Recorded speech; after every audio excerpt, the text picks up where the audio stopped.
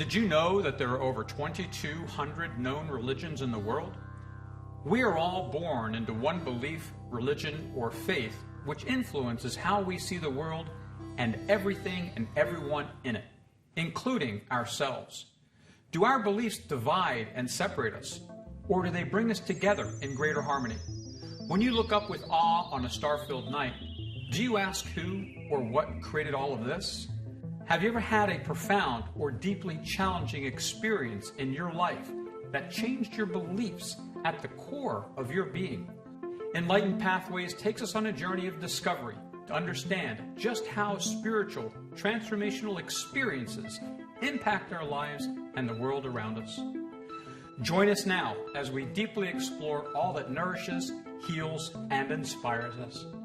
Welcome to Enlightened Pathways. Welcome to Enlightened Pathways. My name is Robert Cabeca, and I am your host for today's show. And my special guest today is Tobias English. Welcome, Tobias. Hello, hello. Hey, brother. Thank you for being on the show. Yeah, it's good to see you too. I appreciate you being here. I've known Tobias for about 4 years when I first moved to Portland, Maine, and he was one of the first few people that I met here, and it's been a wonderful journey getting to know him. We're going to have lots of opportunity to talk about that during the show. I'm certain that the universe had a specific intention for us to meet because Tobias has significantly enhanced my spiritual journey over the past few years. And likewise. Like what?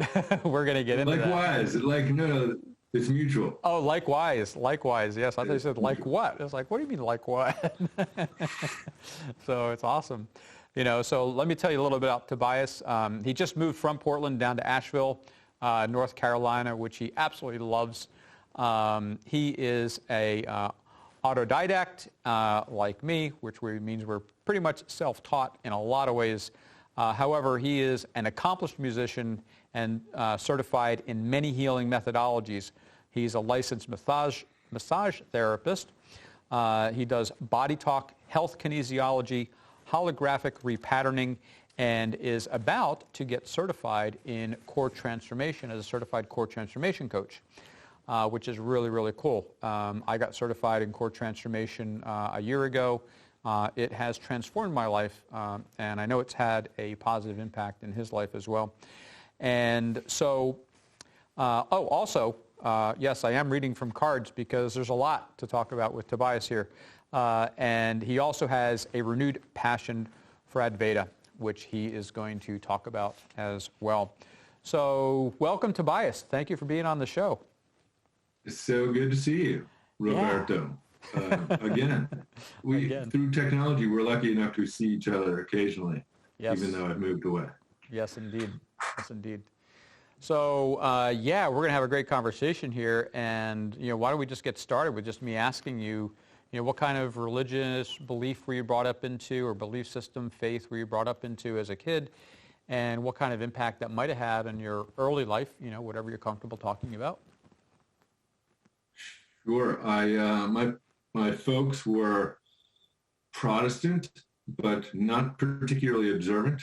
We went to church 4 or 5 times a year, but I wouldn't say that it was religious. I would say, and there was certainly no real spirituality, or at least I didn't. I liked the singing, and I think the rest of my family did too, the singing in church. But it was like Christmas Eve, Easter, and, you know, Thanksgiving or something. Right, right. Is that kind of what got you or inspired to music at an early age too? My father's a musician, and I was encouraged / forced to play an instrument pretty young. I played the trumpet, piano for years, and eventually got into guitar, which I would say was thoroughly therapeutic, relaxing to me, even though playing rock and stuff, very healing to play an instrument, I believe. Yeah, why do you think that was? Well, why do you think that they is? say Right? that people who are improvising on a musical instrument have their brain lit up, whatever that means. It means that it's just a way to relax and experience hearing and creativity and tactile and visual experience all at once. And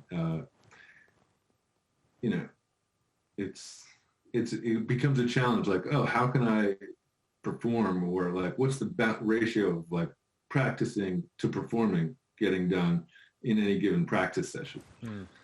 Some people say it should be half and half or something, but. Well, that sounds like something you've explored a lot. We'll circle back around to that. But so after your early years, was there anything that occurred in your life that caused you to either look for a different religion or question the religion that you were being brought up in, even though it wasn't a constant practice? Well, this will be, when I was 14, I was a bit of a juvenile delinquent. It won't shock you to hear that because you know some of my story, but I took LSD and was like, oh my goodness, my sense of doership, my sense of owning my thoughts or being an entity within this experience was removed. And as I came down, I realized, wow, I'm going to be spending on some level the rest of my life figuring out how to do this organically rather than taking an object into my body around it. Right. I mean, I too remember the experience that I had, the first time I, experienced, the results of a substance, at a very young age as well. I was about 14 as well. And, it changed my life. Unfortunately, not in a great way, but I can say that I spent many, many years of my life chasing that experience again, right? And it's like, I want to recapture that experience. And that created a lot of drive and energy for me to pursue some very unhealthful pursuits, as it were, and allowing my emotions to control my decisions as a result of that. At the same time, after myself getting into recovery many years ago, I started to discover other methods, through spirituality, through spiritual practices that have never brought me back to that experience, but it brought me to places that I would have never been able to experience if I were under some influence. Right. The path to ascend or transform was getting clear. Like, I think that spirituality is motivated by suffering. Like, it's only people who really sabotage their own lives repeatedly really want to know what the underlying fabric of reality is made of. Like, it seems, some people don't have to get as just self-destructive as we were, maybe, but therein lies somewhat the purpose of suffering, I think. Well, and I think that just leads us right back into, it's like, so during the process of your recovery, and maybe before that, you started to explore, some other traditions, religious or spiritual traditions, that took you to different places. Can you talk about that a little bit? Yeah, well, I went through a period in high school where I read the Bible and it's like, okay, yeah, like, I want to be moved by the Spirit. I want to believe that something other than, my ego is hanging out here. And I did actually, not long after high school, I was exposed to an invited teacher, Ramesh Balsekar and Wayne Lickerman, and I resonated immediately. I was like, okay, non-duality, that's provocative, controversial. What's going on? But then, I wasn't ready to kind of really experience that, and did a bunch of non-religious experiencing in the as self. In the 12-step, they tell the self is small s, little self, and it's related to self-absorption, self-obsession, self-centeredness, and just did a bunch of that, trying to be a clever human, getting approval and stuff. And but it wasn't until a little bit into recovery, 8.5 years ago, that and I'd gotten sober a bunch of times, in and out, but 8.5 years ago, I started getting into Buddhism as well, which was another, it's kind of leaning towards it, but it alludes to the emptiness, which is possible, which is, yeah. And so when you say emptiness, what do you mean by emptiness?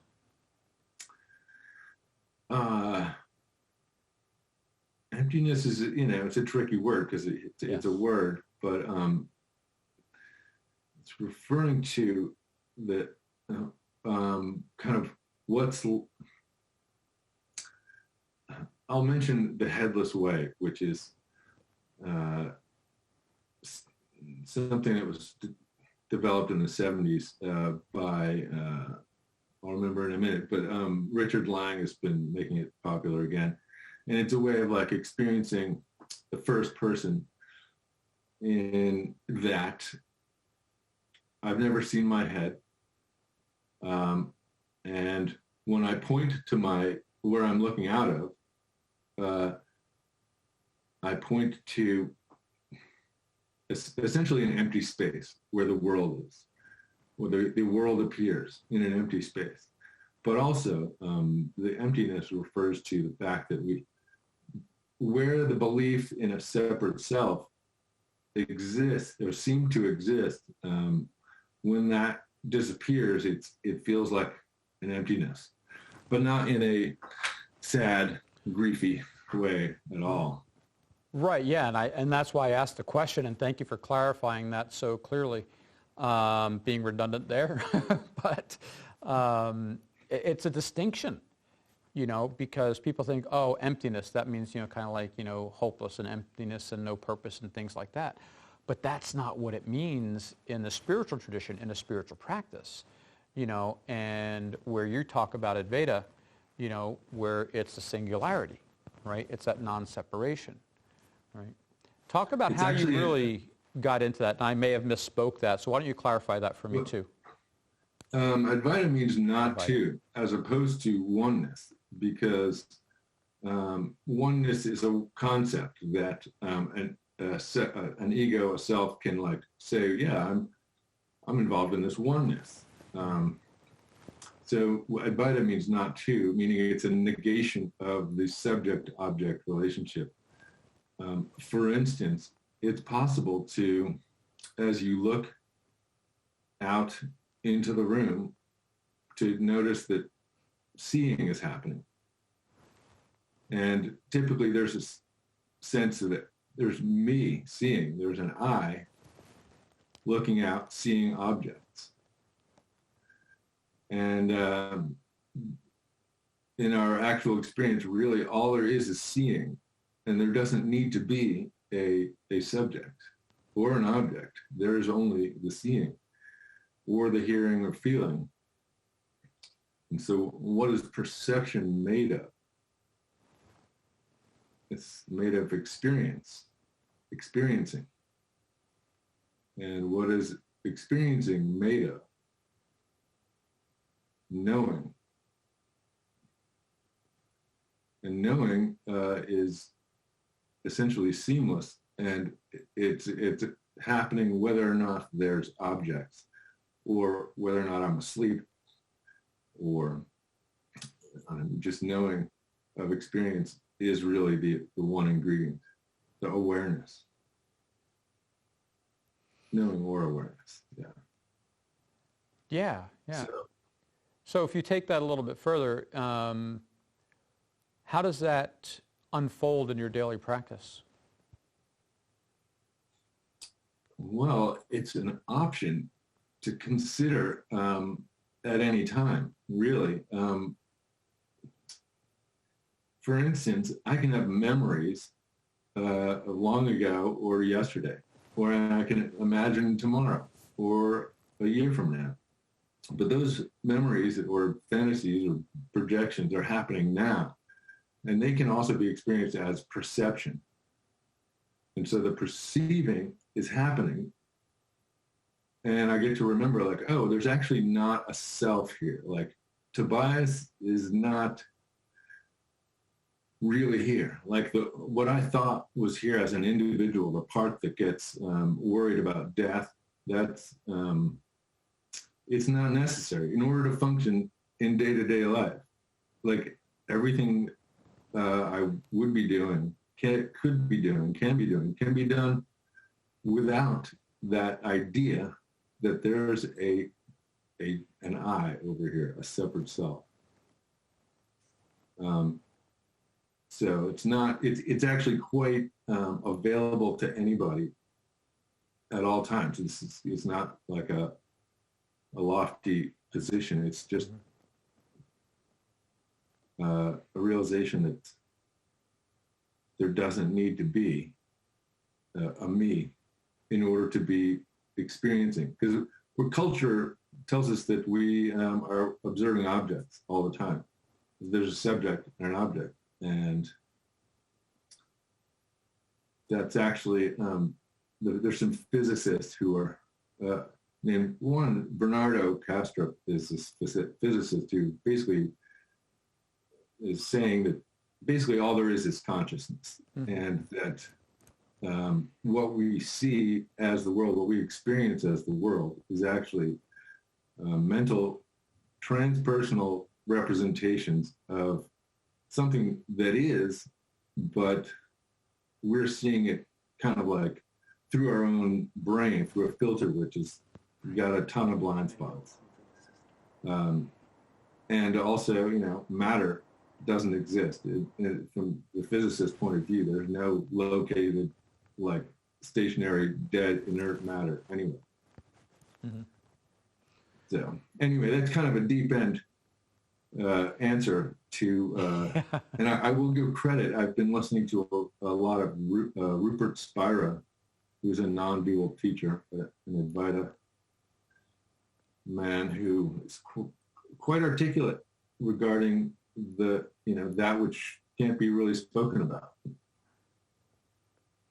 Yeah, and you've turned me on to him a bit too, and I've listened to some of his material as well. Having difficulty just, comprehending some of the concepts he is discussing is not as easily as Joe Dispenza or some other folks like that that I can easily relate to in terms of I singularity or oneness, but I like this concept of non-duality, because that tends to remove again, like we said, that object-subject relationship there. And I like using the word wholeness, and I know you've been doing a lot of work in wholeness. I'd love for you to, we've got just about 10 minutes left, but it's like I'd love for you to talk about how wholeness has worked to not just transform your life, but help you align your life to where you want it to be. Well, I would say that it's not me that's aligning it. Right. Well, okay. Correct me. Yes, I stand corrected there. Yes, absolutely. But it's you turned me on to core transformation, and that was a spiritual experience, a very new, like, wow, this is a different access to core states, which, as we know, are states that the various parts. Let me back up a bit and say that Bernardo Kastrup, the physicist, basically his model of the universe is that it's mental, in the same sense that DID people with dissociative identity disorder can have, like, distinct separate personality. It used to be schizoid personality disorder. He making an argument for the fact that we the people on Earth are essentially we are all dissociated alters of the one mind, basically in a dream. And that can sound very far out and not very grounded to some people who, whatever, are not it's a different concept for sure. Question, what it's all made of. But Connie Ray, Andreas, came up with an amazing way to relate to parts of personality, and be curious and investigate what parts want, as you know, and parts, no matter what they are acting like, if one of them has a bad habit of overeating or swearing too much or whatever, we can say, where is this part? Yeah. And okay, let's thank it for being here. And it might be, one part of the body, or it could be outside the body. And we can basically set a dialogue, start a dialogue, like, what do you want? Yeah. And it might say, it wants protection, or it wants, nourishment or something. Right. And then we will ask, like, okay, so step into that part, kind of talking to ourselves in a way. Step into that. Experience it fully. Nourishment. And what do you want through having nourishment that's even deeper? Yeah. We can go into this and come to a core state, which would be something like oneness or okayness or being, and kind of give parts of us what they really want, which is to integrate with our whole system. And wholeness is a variation on that can be, it's actually slightly different because it's not dealing with states, but locations can be seen from different points of view, maybe in the mind's eye, and felt from different points of view in the kinesthetic sense. And then at some point, a part will welcome the invitation to relax and open as awareness. Yeah. Which, of course, does not need objects to be. Right. So, yes, to answer your question, it's been amazing to just lose tons of psychic weight. Like, tons of, it's quieter. There's less thinking going on, less ruminating, because there's fewer parts that don't know, that are confused. Right. And as a result of that, if there's less thinking, that means that there's more experiencing. Right. Correct. And one thing that I want to point out too, as you were describing, the core transformation process a bit, it's a way of acknowledging my entire self. There's a part of me that wants this, and there's a part of me that doesn't want that, and we argue and we debate, and that creates thoughts, and it creates distractions, it creates disagreement, it creates discomfort within self, right? And so I recognize for myself, through using the core transformation methodologies, that I no longer have to tell part of me that it doesn't have a right to exist or be here.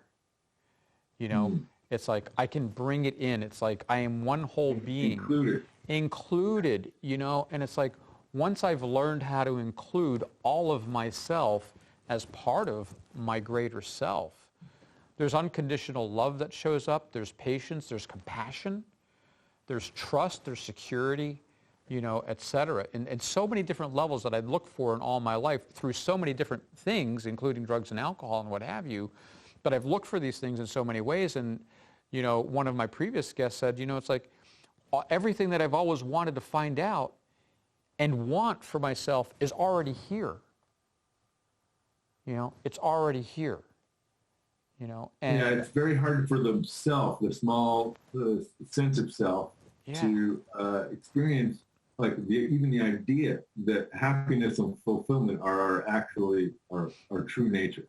That seems like a beautiful nonsense statement to the part, but it's we'll talk a bit later also about, at some point, about, I just want to mention this guy, Paul Beddington, or, where is it?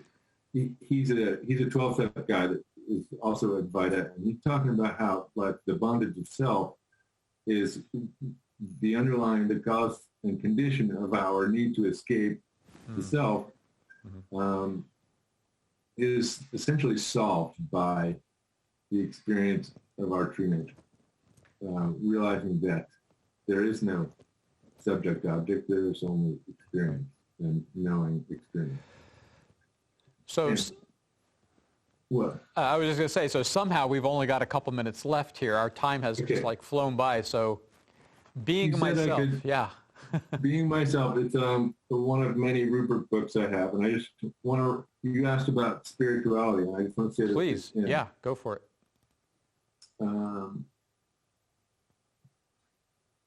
The apparent existence of things is borrowed from that which truly is God's infinite being, just as the apparent reality of objects in a movie is borrowed from the reality, relatively speaking, of the screen. Things don't have their own existence. Being has thing. Selves don't have awareness. Awareness has selves.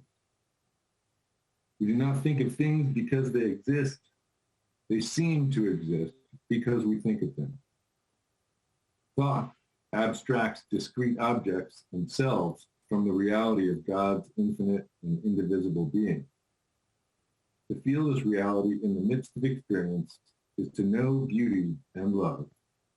It is God's presence shining in and as existence. Yeah, what a relief. I actually wrote a haiku earlier. A bird chirps. There is only hearing. Wow. Phew, what a relief. I'm new at the haiku game. That was awesome. But that is all the time we have, my friend. Thank you so much for making time for us today. Thank you to my guest, Tobias English. Appreciate you, and we will again be talking very soon. Love you, Roberto. Blessings, brother. And just a few closing remarks and a shout out to today's executive producer and sponsor, Bridge to Heaven Healing and Leapin Lizards, which is the premier source for healing crystals and readings with 4 locations, including 120 Center Street, Auburn, Maine. You can visit www.leapinlizards.biz for more information. Also, a big thanks to our co-executive producer, Dr. Anna Cabeca, the creator of Mighty Maca Plus, the daily nourishing supplement that improves metabolism and reinvigorates the body. Visit drannacabeca.com for more information. Also, if you would like to get more information about this show, to reach out to us, or to sponsor us, please visit www.deepbeing.org. We would love to hear from you. And a quick shout out to the crew, Director Patrick McCartan, Audio and Sound, Warren, and Cameras, Travis Nadeau, as well as to the Portland Media Center and their team, Tom, Dino, and Warren. We wouldn't be here without them. Thank you for watching Enlightened Pathways and spending your valuable time with us today. Until next time, play, have fun, be happy.